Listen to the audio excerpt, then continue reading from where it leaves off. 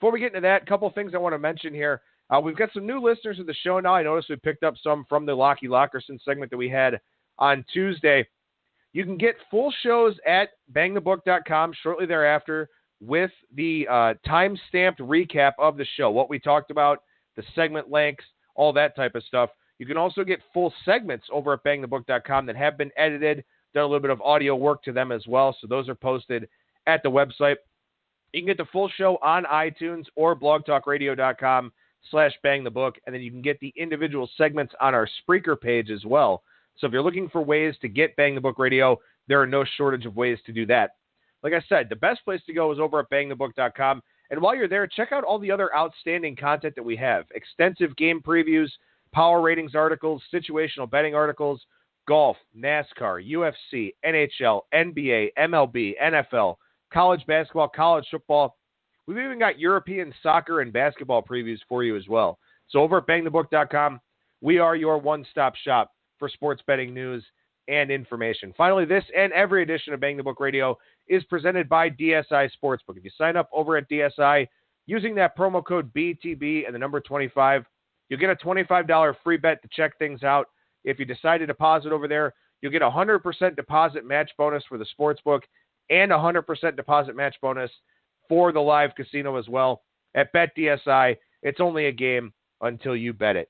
Two guests coming your way here today. The first, Mr. Brad Powers from BradPowersSports.com. Bradley, how's it going today, brother? It's going just wonderful on this fine Thursday morning here in beautiful Vegas. How about yourself? It's going fine. I gotta ask, do you even know that it's morning? I know you told me before the show that you were up working as late as I've ever heard anyone work. Do you even know what day it is, what time of day it is, anything like that? Yeah, a lot of people, get that feeling sometimes in Vegas where they have no idea what time it is because they've been in the casino so long. During football season, sometimes I have no idea what day it is, what time it is. It does get dark very early here now at like 4:30, which kind of stinks.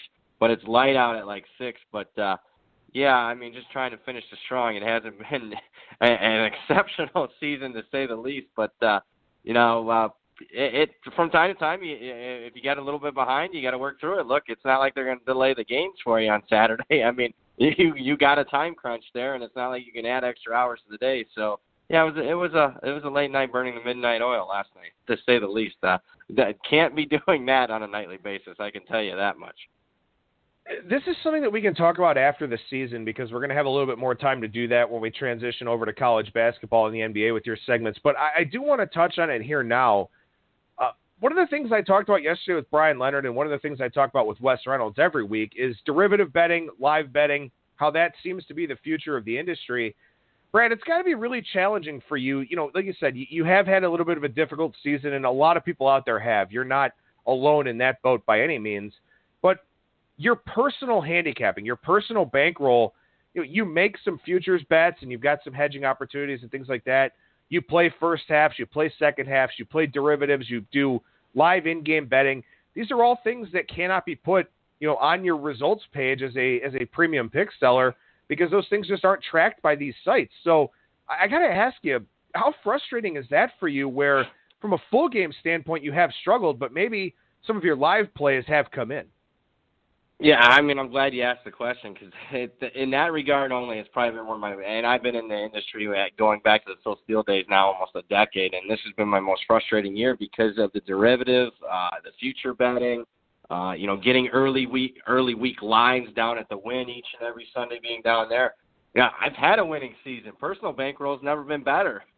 So to have a losing season of handicapping on the flip side of things is really tough. And sometimes, and it's not going to happen here anytime in the next couple of years, but, the future, maybe 5-7 years down the road, maybe it's, time for, and hopefully something like, a software comes up where you can track all that stuff and it can go into the record. But if that's not the case, I think a lot of handicappers are going to have to ask themselves, do you want to, keep putting out, mediocre records? And look, you can have great seasons. There's no question about it. But, or do you just want to go ahead because there's so many betting opportunities to be had out there? Maybe you slide into becoming more of a better than handicapper. I know I've struggled a little bit with it this year, but there is value to be had. The problem is not a lot of people can grab that value. I mean, I'll go to the off season and use the example. I mean, betting Notre Dame -6 against Temple, getting that, betting season win totals on Sun Belt teams over at the South Point on Memorial Day weekend, and after you bet them, the Chris Andrews that does the smart thing and moves the teams a half a win, and we know a half a win matters a heck of a lot when you tend to think the market's pretty sharp. So it's something I'm going to have to ask myself here and decide, not necessarily this off season, but I would say in future years, and decide, hey, do I want to be more of a bettor or more of a handicapper, because they are two entirely different things. And another thing I think, too, and we're not making excuses for anybody out there that's having a bad season for their clients. It's just that there are a lot of things about this industry that do make it very challenging to be a pick seller. And one of them that I think has to be really hard that I've really noticed this year is that the amount of game day moves and the significance of them has just been staggering in both college football and the NFL this year. And I don't know if it's related to injury reports. I don't know if it's related to, just more people out there that are able to bet the max limits on these games. But if you're releasing, let's say you're releasing college football plays on Thursday, on Saturday, that line may be nowhere close to where you had it. And I think it's been kind of tough to forecast some of those game day line moves here this season as well. So that's another challenge. You want to give your clients lead time. You want to give your clients the ability to get in on these numbers. But then these heavy game day moves, I mean, some of them I don't get. Some of them I totally understand. Some of them you could have predicted. Some of them you can't. And, of course, injury situations and final determinations on players dictate some of these lines as well. It just seems like more so this year than any other year, it's just been a greater challenge to be somebody that likes to play middle of the week, before all the significant action starts to happen. Yeah, and let me first say, there are no excuses for me to have a losing season. Whether, I could talk about how it's easier to take advantage of some stuff as a bettor, but as a handicapper, putting in the time that I do in the off season, putting in the time that I do in the in season, for my clients, there's no excuses. I need to be better. So I just want to put that out there, and I have never been a guy that's been about excuses. I think that's for losers. So, but as far as what you're saying, absolutely. I mean, I would love to regrade some of my picks, after the fact, as far as after the line and move. I mean, sometimes the battle that you have as a pick seller is, when do you release? Do you release early in the week, knowing that you probably more often than not have great value, but also knowing that most of your clients aren't going to be able to take advantage of the lines?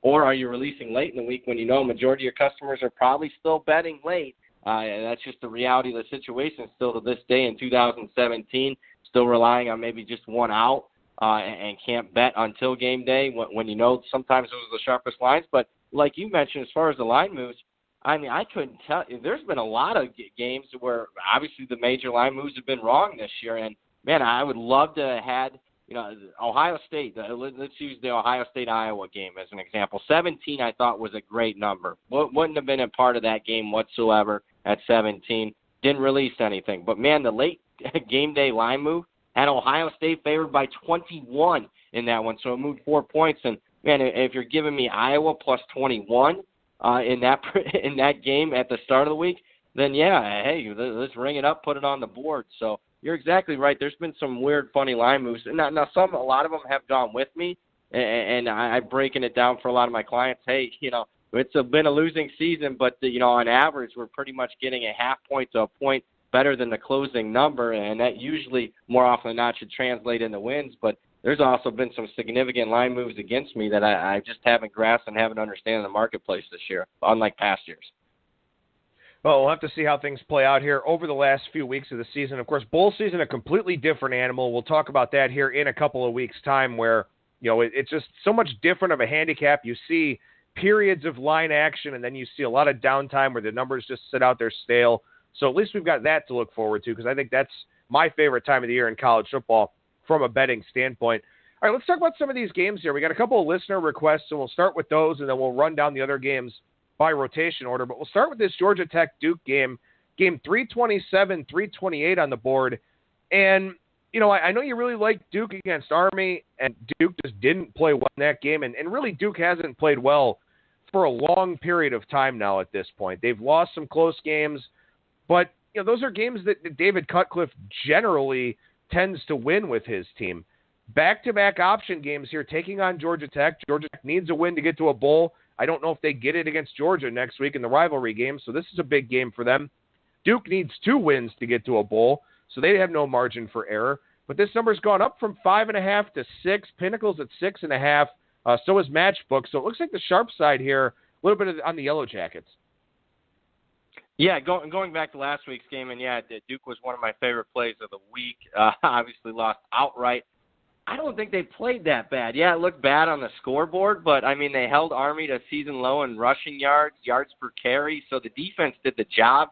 I mean, when you're sitting at halftime, it's 21-10 Army, and Duke has like a 14-8 first down edge. They have the yardage edge, block, punt, touchdown, key play of the game there. Not saying I deserve to win when you're laying more than 3 on the road, and that line, the market was with me, at least in that regard. Not saying I deserve to win, but, there was a couple fluke plays there that when it goes against you in a relatively low total, you're just not going to get the job done.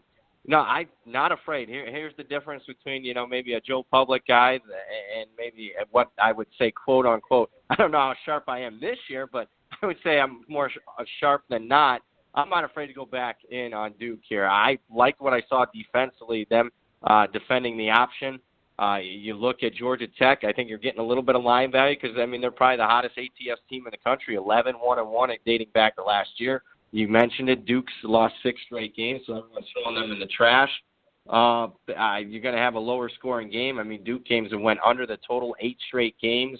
I'm going to lean with the home team here. Now, I get it. Georgia Tech's going to be pretty motivated in this one to get to that bowl eligibility. But I also think matchup-wise, Duke will be able to slow them down and has slowed them down in each of the last 3 times that these 2 teams have played.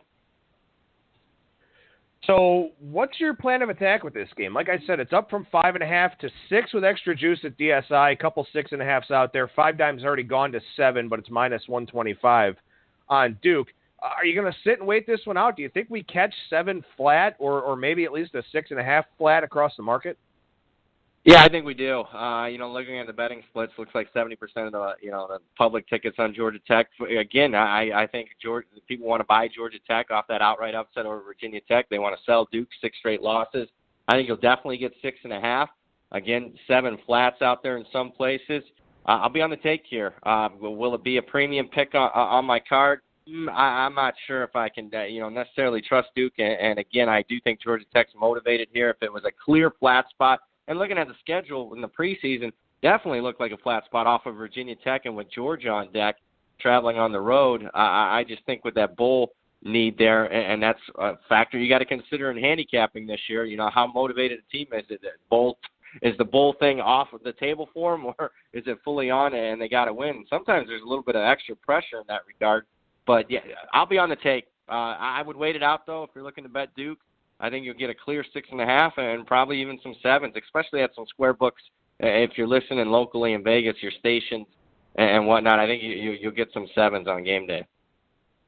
Yeah, I think so, too. I think it's a good way to look at it. And, I got to say, something that we've talked about a lot here on our segments together is sort of regrading the wins that teams have. And yeah, for Georgia Tech to get the outright upset over Virginia Tech, there's a certain level of impressiveness to it.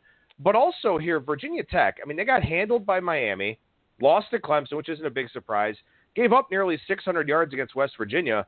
I just feel like Virginia Tech's not that good of a team. So I'm not sure how impressive that win actually is last week, but I do think it has inflated the line a little bit this week. Yeah, I'm glad you're as sharp as they come, and I love doing this show each and every week. And that's a great point that maybe people aren't understand. And sometimes I think my newsletter guys get a little frustrated because I get a little bit later on the updates later in the season. But what I got to do almost each and every week, now I can't do it. The time just doesn't allot it for all 130 teams, but I grab 30 to 40 teams each week and go back through their season and regrade everything. And over a 3-4 week period, I go through one round and I go through at least a couple rounds on each and every team throughout the course of the season. You're exactly right. Virginia Tech, that I thought, prior to the Miami game a few weeks ago, was maybe a legitimate top 15 team. You got to go back through and start regrading a lot of their wins and losses. And the reality is that this might not even be a top 25 team. And That's one thing that you got to do, especially if you don't have advanced formulas. I get it, the Jeff Sagarins and some of the other guys out there, you just type in, everything gets automatic. For a guy still like myself, it's still, nose to the grind, still got to do it manually and regrade some of these wins and losses. And that's what I do for probably 30 to 40 teams each and every week. Go back and regrade every single game they played so far. And when you get to week 12, week 13, obviously that's a lot more of a time-consuming process than week 6 and week 7. All right, another game that we had a listener request on here, game 419-420, almost all the way down the board. Cal takes on Stanford. Stanford down to a 15.5-point favorite here. This thing blew through the pseudo-key number of 17, down from 17.5. On the market, like I said, 15.5, 16 out there. DSI and Bookmaker at 16. Bet Online, Pinnacle, 5 dimes, 15.5. So not really picking up too much information based on which books have which lines. But the numbers, guys, early in the week did grab Cal north of 17. Do you have any thoughts on this game, Brad? Yeah, Cal's a premium pick for me. I like the spot here for Cal. They're coming off a bye. They need to win to get to a bowl. They catch Stanford off the big win against Washington last week. Notre Dame's on deck. Now, I will say this, Stanford needs to win this game and needs Washington to beat Washington State next week to get to the Pac-12 title game. So it's not like, and look, it's their rival, so it's not like they're going to be totally flat in this respect, but they might be a little bit less than 100% healthy off back-to-back, close physical games against Washington State and Washington. Here's where I also think there's some value on Cal, not just the situational spot, but I think they're built better to handle Stanford this year. They haven't been the last 5 years. I mean, they've lost 5 straight, failed to cover 5 straight, gotten blown out. I just think this year's team much improved on the defensive side of the ball, allowing 14 points per game less, 86 yards per game less than last year. I also think they're more balanced on offense, at least from a run-pass split, where, and it's not Jared Goff 3 and out, and they put the Stanford, rush offense right back on the field, and they just run down and really wear out a California defense. I think with this new coaching staff, they'll be hyper-motivated for this game, especially the ability to get to a bowl when their season win total was, 3.5. So I like the spot here for Cal, big rivalry game, and the customers of mine better get used to it the last 2-3 weeks. There are going to be a lot more dogs than favorites this time of year, especially bigger dogs in these, motivated bigger underdogs in these rivalry games. And there are a few points I want to bring up about this game, and I'm glad that our listeners actually want to hear about this one. Cal, as you mentioned with Justin Wilcox, a vastly improved team. And also, too, when you get that bye week late in the year, if you're 2-7 or 2-8 or something like that, you don't really care about the bye week. It doesn't mean anything to you. When you're 5-5 and you've got a shot to knock off Stanford or UCLA to get to a bowl game, you can believe that this team is fully focused during that bye week. Not to mention with a coaching upgrade, a bye week means a little bit more. And this has been a pretty good Cal team. I mean, lost close to Arizona, and Khalil Tate's got all this hype, and the Wildcats are going in the right direction. Bad spot on the road in Boulder the following week, so I can give them a little bit of a pass for that one. But overall, when you look at Cal's body of work, very, very impressive. You've got Bryce Love, who's still not fully healthy for Stanford.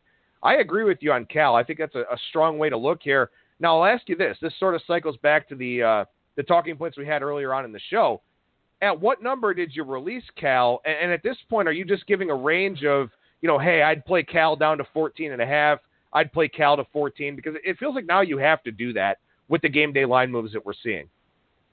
Oh, absolutely. Kicking myself, 17 was there at the win. And, the gentleman and I'm going to poke a little bit at him, and it's up to me. I'm a grown man. I should have made the decision, but he was with me down at the win on Sunday, Mr. Ralph Michaels, and I asked him about Cal. I got it circled on my page, and, man, I what I do at the win is more pick off half points, and I know it would have been a bet at 17.5. It just wasn't there, but I still should have bet it at 17. Released it at 16. Yeah, even one thing I do for my customers, if you get my weekly newsletter, all premium picks, I show my actual betting tickets and put them right there in the newsletter. No other newsletter does that. So I did bet them at 16. I think they're good to go down to 14.5. I'm glad you brought that up. 14 downgrade.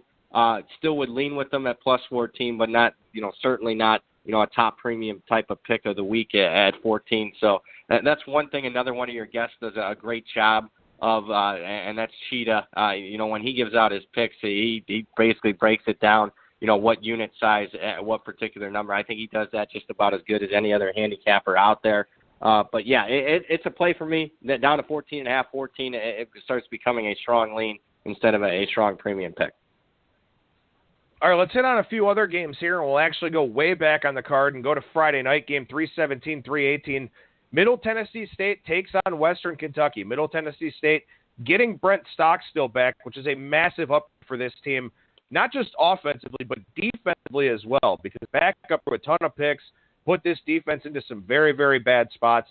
Middle Tennessee, 2 shots to get the bowl eligibility. They're in Bowling Green this week. They host Old Dominion next week. Western Kentucky, same spot for them. They need a win to get to a bowl. Middle Tennessee at home this week, at FIU next week. You surprised to see the Blue Raiders as a 3-point road favorite here, Brad?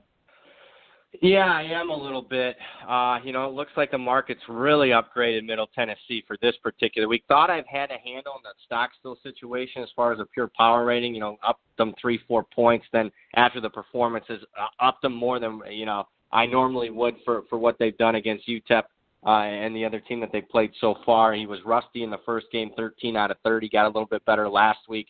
Looks like the market's really upgraded him this week. Third game back for Stockstill. I probably upgraded him after last week a point. Looks like the market's upgraded him 3 or 4 points here. Now, Western Kentucky off a little bit of a phony final against Marshall. They're down 20, score a couple of touchdowns late. But, hey, that's, with Mike White, a good quarterback. Hasn't had, obviously, one of his better seasons in the first season under Mike Stanford Jr. there. But they're capable of a backdoor. Yeah, I would have put the line at pick 'em. Pure power rating, I think I'm a little bit down on Middle Tennessee and have been compared to the rest of the market. I know you were on the flip side. You were a little bit higher on Middle Tennessee than the rest of the market coming into the season.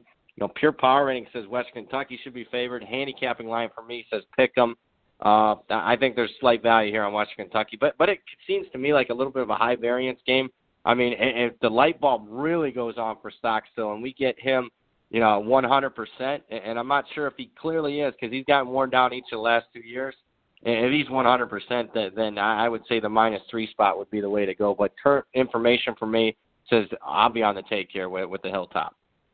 I've got this one -1.5 for Middle Tennessee State, so we're kind of cutting the difference there between you and I. And one of the things I think that needs to be pointed out here is, yeah, Brent Stockstill's back, and that's awesome. And from a ceiling standpoint, Middle Tennessee's ceiling is much higher with him, and that's why you get that respect from a power rating standpoint. But they played UTEP and Charlotte, who are 2 of the, 4 or 5 worst teams in FBS this year.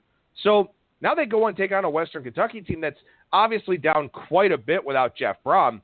But the last 3 weeks they played FAU, who's obviously very, very good in the Conference USA frontrunner, Vanderbilt, who's down, but they're still an SEC school, and Marshall last week. And like you said, Marshall, a team that's got a great defense, a team that's played very well this year for Doc Holliday. So feels like there's maybe a little bit of recency bias here in this number. That's not to say I'm going to play Western Kentucky, but I think that's a really good game to illustrate what you have to do here at this time of the year, because your power ratings don't have as much importance as we talked about last week. You have to factor in some more of those situational and technical handicapping elements, and this game is kind of a poster child for that. Yeah, and look, motivation I don't think is a question here. Both teams want to get to a bowl, want that extra practices, and both at least want to salvage a little bit because it's been a disappointing season. For one, Middle Tennessee, the injuries playing a big factor, not only Stockstill but also Richie James, and just a very disappointing first season for Stanford. So a bowl bid for either one of these teams is big. So I think you do have some maximum motivation in that regard, and I agree with you. The market looks like they really upgraded Middle Tennessee. I haven't seen the complete buy sign. I mean, yeah, they beat UTEP 30-3. Who doesn't? I mean, they're a bottom 5 team. You're exactly right. Charlotte's a bottom 5 team, and that one fell right around the number with them being favored by 14 or 15. They won the game by 14. So, again, the market really upgraded Middle Tennessee, and I had the initial 3-4 points of upgrade for Stockstill, but, I haven't. It's not like I went above and went another 3-4 points in the last 2 games. Just don't see it here. And, again, I lean on the take, but, again, it's not, even though there's might be a 3-point or so difference between my power ratings line in this game, this is one where, I'm not necessarily sure I got 100% confidence in that power rating. Maybe someone there in the market, it's just, seeing something, and stock still is going to be 100% healthy. If that's the case, I'm going to lose that power ratings difference on this particular game. Last thing I'll ask you about here with this game, and there are games where this is going to play more of a factor, but it is just an interesting angle to consider for this one. So Mike White, transferred into this program. He's been very, very good, had a lot of success under Jeff Brom, and really he's this entire team's offense. They cannot run the football at Western Kentucky. This is a team that I will downgrade quite a bit going into next year, but he's a senior, and it's senior day there in Bowling Green. I know that that's generally more of a factor when it comes to college basketball, but is that any kind of consideration for you in college football? No, not like it probably used to be. I'll use an example. I mean, Louisville's 0-9 against the spread their last 9 final home games. I don't know if it necessarily gets factored in. I think it's a case-by-case basis, and I'm glad you bring up a guy like Mike White, who's been, basically the best player in the program the last couple of years. But sometimes I prefer the guys that have been, 4-year type of players, that they try to really go out for, or if it's a senior class that's really changed, the program. Maybe they were a losing program, and now in the last couple of years they've become a winning program. Maybe I value that senior class that's really played a big part more often than not. But is it something that I'm looking at in each individual handicap? Hey, final home game, they're really going to bring it? No, that's just not part of my arsenal. To me, it would have to be an outlier case where, again, maybe it's a very senior-dominated team with, 15, 16 senior starters. To me, then it's maybe a little bit more important. But, let's also say, hey, it can be a negative. We've seen these, pregame ceremonies with the seniors, and they get emotional. Their parents are on the field. They're crying. And I'll be honest with you, football is a very unforgiving sport. And if you're emotional and maybe aren't all there, sometimes the kickoff, when you get, you get hit under the chin strap, that'll wake you up a little bit. And, I'll use an example because I really followed them. Obviously as a child, it was a negative for senior day at Notre Dame under Lou Holtz. They were very emotional, and they just would put one of their worst efforts of the season on senior day consistently. So sometimes it can be a positive, also it can be a negative. It's just not something I track on every single program. I got enough to track as it is.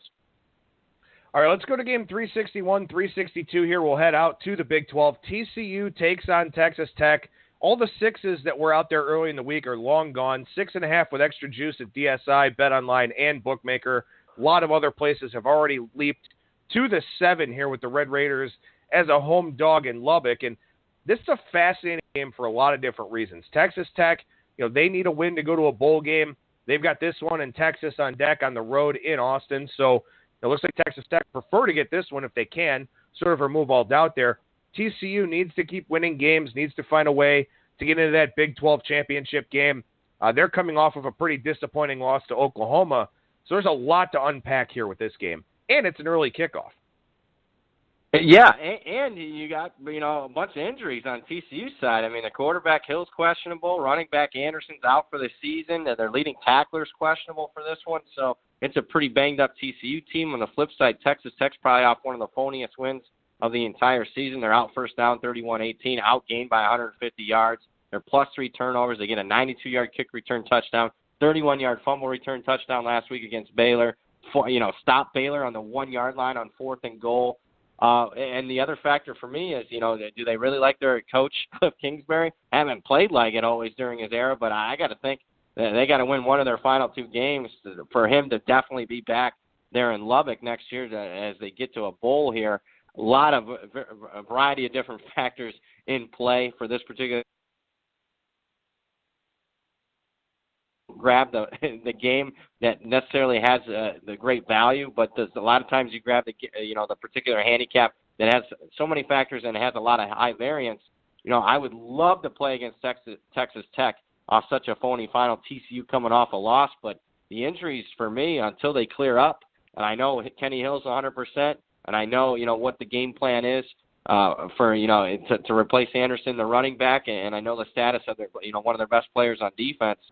To me, I'm right at the number here. I got TCU 7, and that's where I'm going to stand pat. If it's 6.5, I'd be more inclined to lay it. Obviously, if it's 7.5, I'll be on the take here with Texas Tech.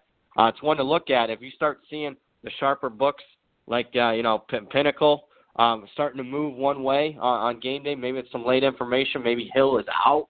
or he's more doubtful than questionable. And this is one where you watch the line throughout the next couple of days here, and wherever it starts moving, I think that might be the correct way to go in this game. And I hate to be a steam chaser, but that might be the right way to go here. Because let's face it, not everyone can have inside information on every single program. And any type of line movement to me in this particular game would say that'll end up being the right side. One more game I want to hit on with you here in college, and we'll spend a couple of minutes on the NFL. We'll go down to game 375-376. Virginia takes on Miami. Miami up from a 17-point favorite to a 19-point favorite here, coming off of their most impressive win of the season. Sorry it came at the expense of your Notre Dame Fighting Irish, but Miami, there were a lot of questions about Miami. They had that close, almost walk-off win against Florida State, had to do the same thing against Georgia Tech, struggled at home with Syracuse, looked awful, and very easily could have lost on the road in Chapel Hill against North Carolina. Then the last 2 weeks, dominant performances over Virginia Tech and Notre Dame. Now, this seems like a really tricky spot to me because you've got a road trip to Pitt on deck on a short week. You've got a Virginia team that's been pretty competent here this year, although they haven't played well 3 of the last 4 weeks. Is this number just too high? It is. And this is another premium pick for me. I did release Virginia in this week's newsletter. The line actually got up to 20 in some spots, and there's been some buyback here in the last 24 hours on Virginia with it coming off at 20 down to 19. Still like it even at 19. You're exactly right. I think it's a tough spot for Miami. Look, I was saying Miami 2 weeks ago was overrated because of all their close wins. I've upgraded them a full touchdown here in the last 2 weeks. It's clear to me that they play the level of their competition. They're fired up there at home. Home crowd's the best that they've ever had at Hard Rock Stadium. You got to go back probably 2+ decades, or at least 17, 18 years back to when they played in the Orange Bowl to find better atmospheres for a couple of Miami home games. But how good is the atmosphere going to be? Noon kickoff, against a team that you're favored by 20 off 2 big home games. It's a late arriving crowd there. South Beach, maybe partying a little bit the night before. I'll make a prediction. I bet the stands are half empty by the time kickoff arrives, and maybe they fill up throughout the course of the game. Miami, look, they're in the playoff right now. As far as the top 4, they already have clinched the division. They're off 2 big performances. I think it's a flat spot for them, and I think Virginia is perfectly capable. And I don't think they're going to be overly intimidated. This is the team that handed Boise State their worst home loss in 2+ decades earlier this year, so I don't think they're overly intimidated. I can excuse their loss to Louisville last week. The fact that they had just clinched bowl eligibility, they haven't been to a bowl last 5-6 years, so maybe they were a little bit down last week. I think they're motivated here. I think the back door is left wide open. And Miami's a team a little bit short on depth. They've lost a couple of key players, and I think Mark Richt will have the attitude, get the win, get in and get out, and let's move on to next week and really make sure my team's healthy for that Clemson ACC championship game in a few weeks. So, yeah, Virginia, to me, for all those reasons, are why they're a premium pick plus the points. I've got this one right on 19, so I've got it there right by the number. But the thing is, like I said, your power ratings do diminish in importance here at this time of the year. And one of the things that I'm looking at when it comes to this game is that you've got that Virginia 3-3-5 with Bronco Mendenhall. It's not an easy defense to dissect. How much time is Miami going to spend on beating that defense? How worried are they about beating that Virginia defense? I don't know. And then you also have a senior quarterback in Kurt Bankert here for Virginia. Didn't play all that well last week. Figure he wants to bounce back a little bit here this week because he's only got 2 more shots to get somebody to look at him to maybe be a practice squad type of guy or something like that, an undrafted free agent type. So, I think that type of setup sets up well for a team like Virginia to go out there and cover a number like this, especially against an opponent that, as you talked about, probably won't be all that invested. All right, let's touch on the NFL here for a couple of minutes, and we're going to start with the Bills-Chargers game, and this is a tough one to look at because you got Nathan Peterman taking over for Buffalo. You've got a concussed Phillip Rivers, whose status is still up in the air a little bit for the Chargers. But the Chargers are taking on money here in this spot, or is that just an adjustment going from Tyrod Taylor to Nathan Peterman from a power rating standpoint? Oh, I think it's definitely. It looks like that's a 3-4 point type of move there. Look, Peterman. I think the future is actually decent for him. I liked him at Pitt and thought he would translate well to the pro leagues, at least as a capable backup. So, and look, Tyrod Taylor to me is overrated. He's not one of my favorite quarterbacks in the NFL, but it looks like the market's are a little bit higher on Taylor and a little bit lower than Peterman than me. So I agree with you. I'm a little bit surprised at how big the line move is here. It's another one to pay attention because obviously if Phillip Rivers is not going, they're not favored by 4.5 here. I can tell you that much is for sure. So tough for both teams because can you really trust both teams? I think there's too much, at least at this point, a little too much variance here. You got the Bills coming off of a 47-10 loss in New Orleans last week. They're outgained by nearly 300 yards, and they had to score a late touchdown just to make it to 10 points. Chargers, I mean, to me, the game plan's simple. If the line's anything over 3, take the dog. I mean, they consistently, I don't care who the head coach is now, they play these games right. It's a difference of 3. You had another one last week where they lost by 3 in overtime to Jacksonville, even though they're leading the game outright most of it. Did have the Chargers on that one. I think a factor that I can't believe more people haven't, it should be in almost every game right up as far as the handicap. I mean, the Chargers head coach Lynn was the offensive coordinator at Buffalo last year, so he does have a little bit of an inside scoop on the player personnel there at the Bills. So current 4.5. I guess I'll lay it right now with the 4.5 with the Chargers, but I'll be honest, guys, that's a forced lean at this point, and I'll wait and see with the clarification. And that, to me, the 4.5 obviously is the anticipation that Phillip Rivers is going to play. I know these guys are all professionals, but you have to think that people sitting around that Bills locker room are going, what the hell are we doing? Like, we're in contention to make the playoffs for the first time in a very, very long time. We're right there in the wild card hunt. We're not going to track down New England because nobody is. But, we're right there in the wild card hunt. Everything's going not great, but everything's going serviceably well. And then they go from Tyrod Taylor to Nathan Peterman. And it's like, I have to think that, these guys can probably get over it, and they'll do whatever they can to help Peterman succeed. But I have to wonder about the morale of that locker room, sort of looking around going, why are we doing this, and why are we doing this now? And that's something that concerns me with Buffalo making a long trip out there. Now, the Chargers have no home field advantage to speak of whatsoever, but it is still a long trip, late kick, and then this quarterback situation. I'd find it really hard to be on Buffalo unless, obviously, Phillip Rivers can't play, and this number is still a rogue 4 for some reason. Yeah, and you bring up a great point. Look, a very similar franchise to the Browns. It's that Chicken Little, sky is falling type of mentality. When you haven't been in the playoffs for 17 years, you're sitting there at 5-2. You think you're sitting pretty. A couple things go against you, and look, one loss comes, turns into 2. 2 turns into 3, and you're right back to where you've been as a franchise the last 17 years. When you don't have that winning culture, and Buffalo just hasn't had it here since the Jim Kelly, Marv Levy days in the 90s, great Buffalo teams. It can really turn against you, and we've seen at least the last couple of weeks they lose the mediocre Jets team, they get blown out against the Saints. And I'll say this, I think they're a little bit overrated to begin with at 5-2. I mean, they were at that point number 1 in the NFL in turnover margin. They were, I think, like plus 14 at that particular time. Last couple of weeks, turnovers haven't gone their way, especially against the Jets when they were -3. So I thought they were overrated at 5-2 to begin with. And this whole, surrounding culture around it, a couple things go wrong. This one, to me, just unless they turn around here and get a win here, I can make a prediction that I'll probably be against the Jets or against the Bills more often than I'll be on them here as we close out the season. I'll be looking to play against them on a game-by-game basis for the most part. One more game I want to touch on with you here, Brad. Game 471, 472 on the board. New England takes on Oakland. New England favored by pretty much a touchdown across the market. Varying levels of juice. Looks like there's a 6.5 out there still at BetOnline and 1 at Heritage. Really, really unique game here. You've got New England and Oakland playing in Mexico City. Now, for those that don't know, Mexico City is like 2,000 feet higher above sea level than Denver. So this is very unique, very extreme altitude for these players. New England played in Denver last week. They're training in high altitude this week before they go down to Mexico City. Oakland plays in Denver every year, obviously, and also played in Mexico City last year against Houston. So do all these altitude angles cancel out, Brad, and then you're just looking at a pure handicap for this game?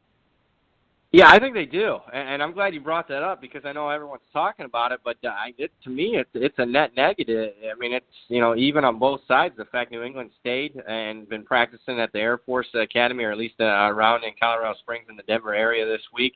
and they just played it last week. That's obviously a positive that your body gets used to it.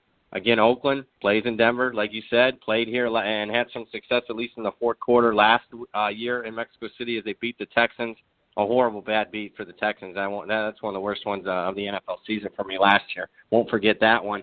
To me, comes down to pure handicap. I kind of like the spot. Oakland, I mean, this is a now or never type of game for them, sitting at 4-5 on the season. They're coming off a bye. They've covered their last 5 times after a bye. I think they're going to have the slight crowd edge. Nothing like what they had last year where that was almost like a pure Oakland home game. I think New England will travel well, but I still think Oakland and that Raiders type of mentality and the whole silver and black, I think they'll embrace them again as a home team. Not sure that's getting factored into the marketplace. Maybe 1 point of home field advantage, just having the crowd edge.